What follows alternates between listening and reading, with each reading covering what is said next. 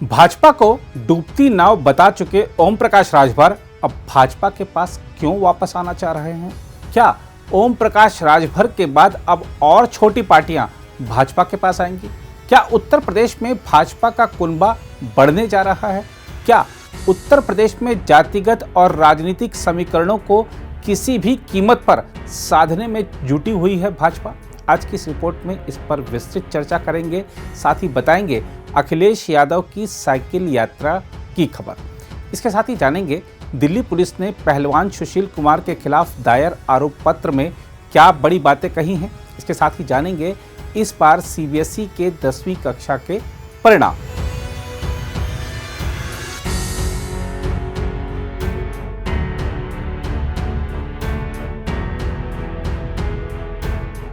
नमस्कार, news room में आप सभी का स्वागत है। उत्तर प्रदेश में छोटी पार्टियों के मोर्चे का नेतृत्व करने वाले सुहेलदेव भारतीय समाज पार्टी यानी सुभासपा के अध्यक्ष ओम प्रकाश राजभर ने कहा है कि भारतीय जनता पार्टी अगर अगले साल होने वाले विधानसभा चुनाव के लिए पिछड़े वर्ग के व्यक्ति को मुख्यमंत्री उम्मीदवार घोषित करे तो उनकी पार्टी भाजपा का साथ देगी। भाजपा के पूर्व सहयोगी और योगी आदित्यनाथ सरकार में मंत्री रहे राजभर ने सत्ताधारी भाजपा के प्रदेश अध्यक्ष स्वतंत्र देव सिंह से मुलाकात की। इस मुलाकात के बाद अटकलों का दौर शुरू हो गया। हालांकि उन्होंने शुरू में इसे शिष्टाचार भेंट ही बताया था। हम आपको बता दें कि भाजपा को डूबता जहाज बता चुके ओम प्रकाश राजभर ओवैसी की पार्टी के साथ मिलकर भाजपा के खिलाफ मोर्चा भी बना चुके हैं, लेकिन अब उनका मन बदलता नजर आ रहा है। छोटे दलों के साथ मिलकर हाल में भागीदारी संकल्प मोर्चा बनाने वाले राजभर ने कहा, भाजपा के नेता सुभासपा से गठबंधन के लिए परेशान हैं और भाजपा को सरकार बनाने के लिए सुभासपा से गठबंधन आवश्यक लग रहा है। पूर्व मंत्री ओम प्रकाश राजभर ने कहा, भाजपा हमारी पिछड़े वर्ग की जातिवार जनगणना, सामाजिक न्याय समिति की रिपोर्ट को लागू करने, महिलाओं के लिए 33% आरक्षण, एक समान अनिवार्य व निःशुल्क शिक्षा, घरेलू बिजली का बिल माफी व पिछड़े वर्ग का मुख्यमंत्री बनाने की शर्त मानने की घोषणा कर दे तो हम भाजपा से गठबंधन पर विचार करेंगे। ओम प्रकाश राजभर ने कहा कि भाजपा की केंद्र व राज्य में सरकार है, उनकी मांग को अमली जामा पहनाने में भाजपा को कोई दिक्कत नहीं होनी चाहिए। उन्होंने कहा, भाजपा नेतृत्व जब तक उनकी मांग को पूरा करने के लिए आगे नहीं बढ़ता तब तक बात कैसे बनेगी।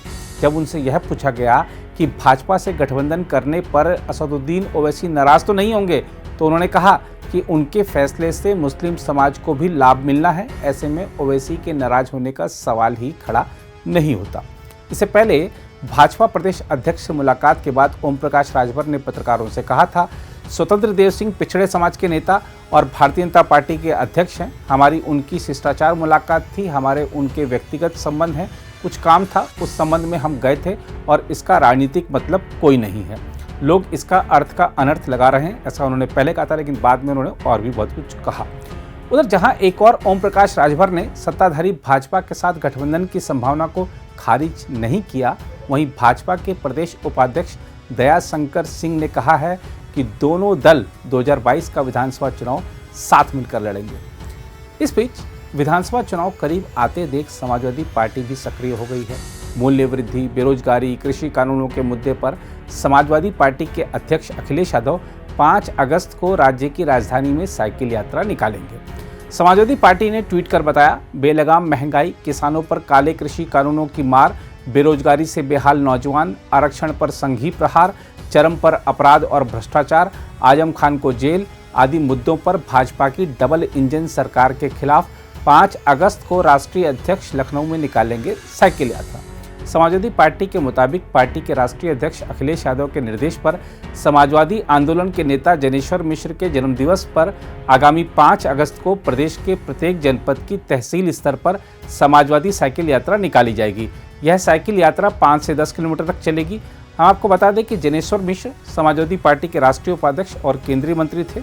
लखनऊ में गोमती नगर स्थित जनेश्वर मिश्र पार्क उनकी स्मृति में समाजवादी पार्टी की सरकार के कार्यकाल में विकसित किया गया था। उधर ओलंपिक पदक विजेता पहलवान सुशील कुमार की बात करें तो दिल्ली पुलिस की ओर से दायर आरोप पत्र में कहा गया है कि सुशील कुमार और उसके साथियों ने छत्रसाल स्टेडियम का दरवाजा अंदर से बंद करने के बाद पूर्व जूनियर राष्ट्रीय कुश्ती चैंपियन सागर धनखड़ और अन्य को डंडों, हॉकी और बेसबॉल के बैट से 30 से 40 मिनट तक पीटा था। सागर धनखड़ और उसके 4 दोस्तों के साथ संपत्ति विवाद को लेकर 4 और 5 मई की दरमियानी रात को स्टेडियम में सुशील कुमार और अन्य ने कथित तौर पर मारपीट की थी। बाद में जख्मों के कारण सागर की मौत हो गई थी। पुलिस की जांच में सामने आया कि सागर और उसके दोस्तों को दिल्ली में 2 अलग अलग जगहों से अगवा कर स्टेडियम में लाया गया था, जिसके बाद गेट को अंदर से बंद कर दिया गया था और सुरक्षा गार्डों को वहां से जाने के लिए कहा गया था। दिल्ली पुलिस ने 1000 पन्नों की अपनी अंतिम रिपोर्ट में कहा है, स्टेडियम में सभी पीड़ितों को घेर लिया गया था और सभी आरोपियों ने उन्हें बुरी तरह से पीटा। सभी पीड़ितों को लाठी, डंडों, हॉकी, बेसबॉल के बल्लों आदि से करीब 30 से 40 मिनट तक पीटा गया। मामले की जांच कर रही दिल्ली पुलिस की अपराध शाखा ने यह भी खुलासा किया कि कुछ आरोपी वहां बंदूक लेकर आए थे और उन्होंने पीड़ितों को गंभीर परिणाम भुगतने की धमकी दी थी। इस बीच एक पीड़ित मौके से निकलने में कामयाब हो गया और उसने पुलिस को फोन किया, जिसके बाद स्थानीय पुलिस और पीसीआर वैन के कर्मी स्टेडियम पहुंचे। जांच में सामने आया, जैसे ही आरोपियों ने पुलिस सायरन सुना, वे मृतक सागर और घायल सोनू को स्टेडियम के भूमिगत स्थान पर ले गए। आरोपियों ने दोनों पीड़ितों को घायल अवस्था में वहां छोड़ा और मौके से फरार हो गए।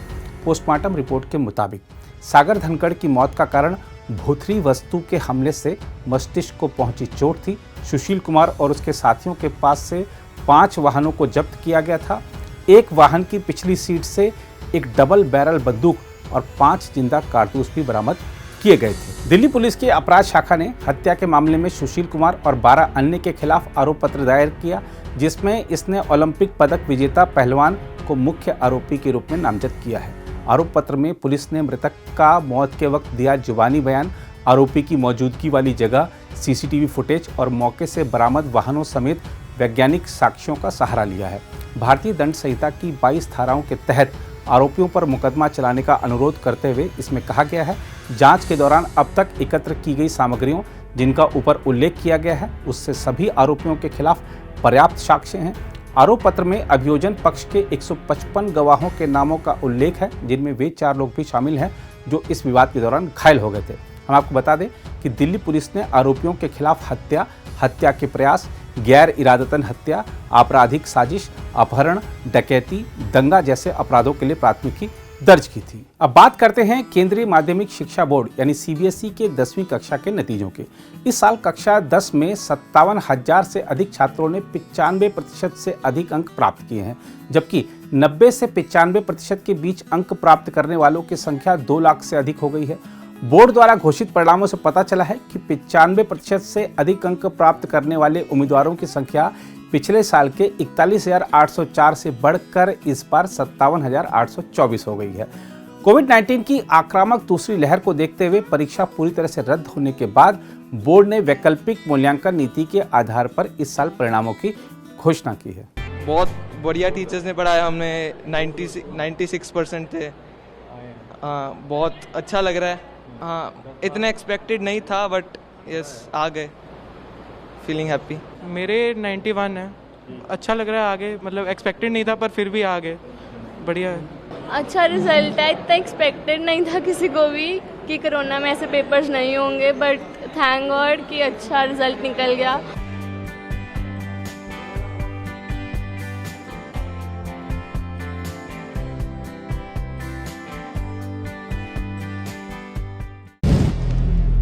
अगर आप भी लेना चाहते हैं देश दुनिया की तमाम जानकारी तो आज ही सब्सक्राइब करें हमारे चैनल को। साथ ही नीचे दिए बेल आइकन को जरूर दबाएं ताकि हर अपडेट आप तक पहुंच सके।